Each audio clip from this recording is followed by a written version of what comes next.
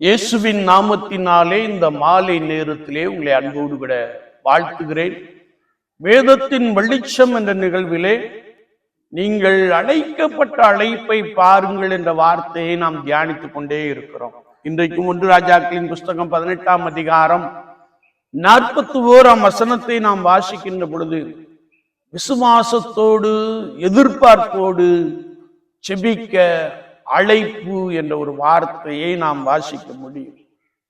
இங்கே எலியா தீர்க்கதரிசி கர்த்தருடைய பர்வதத்தின் மேல் ஏறி தன்னுடைய முகம் முழங்காலிலே படும்படியாய் குனிந்து தன்னுடைய தலை தரையை தொடும்படியாய் ஆண்டவரை நோக்கி பார்க்கின்ற ஒரு காட்சியை குறித்து வேதம் சொல்லுகிறது. அப்படி அவர் ஜெபிப்பதற்கு முன்பதாக ஆகாப்பை பார்த்து, நீர் ரதத்தை பூட்டிக் கொண்டு போம், பெருமழையின் இரைச்சல் சத்தம் கேட்கப்படுகிறது என்ற வார்த்தையோடு கூட அவர் பேசுகிறதை நாம் நன்றாய் முந்தின பகுதியிலே அறிந்து கொள்ள முடியும். எனவே இவர் கர்மேல் பர்வதத்தின் மேல் ஏறி கர்த்தருடைய சமூகத்திலே காத்திருந்தார்.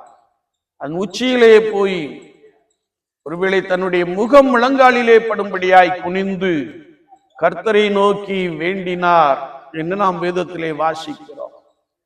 அப்பொழுது அவர் தன்னுடைய வேலைக்காரனை பார்த்து, நீ சமுத்திரமுகமாய் போய் பார் என்று சொன்னார். வேலைக்காரன் 6 விசை பார்த்து ஒன்றுமில்லை என்று சொன்னான். 7ஆம் விசையிலே பார்த்தபோது உள்ளங்கை அளவு மேகம் தெரிகிறது என்று சொன்னார். ஒருவேளை இந்த எலியா தீர்க்கதரிசியினுடைய எதிர்பார்ப்பை, விசுவாசத்தை ஆண்டவர் நிறைவேற்றினார் என்பதை நாம் இந்த வார்த்தையின் மூலமாய் அறிந்து கொள்ள முடியும்.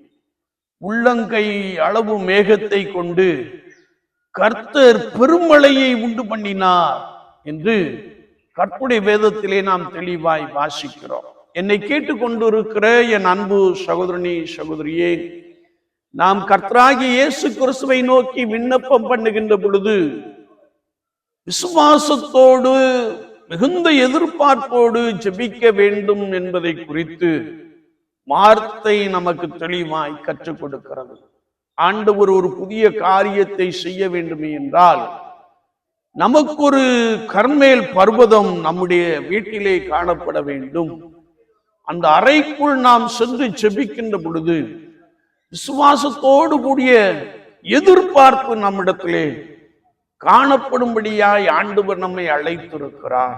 ஒருவேளை நீங்கள் சாதாரணமானவர்கள் அல்ல, அசாதாரணமானவர்கள். ஒருவேளை கிறிஸ்துவுக்காய் பலமாய் எழும்புகிறவர்கள், கர்த்தருடைய சமூகத்திலே காத்திருந்து தேசத்திற்கு நன்மையை கொண்டு வருகிறவர்கள் என்பதை அறிந்து நாம் மிகுந்த விசுவாசத்தோடு, மிகுந்த நம்பிக்கையோடு, மிகுந்த எதிர்பார்ப்போடு கூட நாம் ஜெபிக்கின்ற பொழுது கர்த்தர் ஆசீர்வாதங்களை கட்டளையிடுகிறார். எலியா தீர்க்கதரிசி கர்த்தரை நோக்கி விண்ணப்பம் பண்ணினார், பெருமழை உண்டாயிற்று என்று நாம் பரிசுத்த வேதாமத்திலே மிக ஆழமாக அறிந்து கொள்ள முடியும். பெருமழை என்பது ஆசீர்வாதத்தை குறிக்கிறது. எனவே ஆசீர்வாதத்தை சுதந்திரத்துக் கொள்ளும்படியாய் அனுதினமும் கர்மேல் பர்வதத்தின் உச்சியிலே ஏறுவோம். ஜெபத்தின் மூலமாய் ஆண்டவரை நெருங்கி சேருவோம். இந்த ஜெபத்திலே விசுவாசமும் எதிர்பார்ப்பும் நிறைவாய் காணப்படட்டும். ஆண்டவர் உன் விசுவாசத்தின்படியே உனக்கு உதவி செய்ய வல்லவராக இருக்கிறார். உன் விசுவாச ஜெபத்தின்படியே உன்னை கொண்டு தேசத்தை ஆசீர்வதிக்க, உன்னை கொண்டு ஜனங்களை ஆசீர்வதிக்க போதுமானவராக இருக்கிறார். எனவே நாம் கர்த்தருடைய சமூகத்திலே விசுவாசத்தோடு எதிர்பார்ப்போடு ஜெபிக்க அழைக்கப்பட்டிருக்கிறோம் என்பதை ஒருபோதும் மறந்துவிட வேண்டாம். விசுவாச வாழ்க்கையிலே ஜெபத்தின் மூலமாக ஆண்டவரை நெருங்கி சேருவோம். ஜனங்களுக்குள்ளே, சபைக்குள்ளே, இன்னும் தேசத்திற்குள்ளே நன்மைகள் உண்டாகட்டும், ஆசீர்வாதம் உண்டாகட்டும். அதற்கென்றே ஆண்டவர் நம்மை தெரிந்து கொண்டு பரிசுத்தப்படுத்தி அழைத்திருக்கிறார். அந்த அழைப்பிலே நாம் உறுதியாய் காணப்படுவோம். ஜெபம் என்னும் அந்த அழைப்பிலே கர்த்தருடைய சமூகத்திலே நாம் காத்திருப்போம். கர்த்தர் உங்களை ஆசீர்வதிப்பார். உங்கள் நிமித்தமாய் தேசம் ஆசீர்வதிக்கப்பட்டிருக்கும்.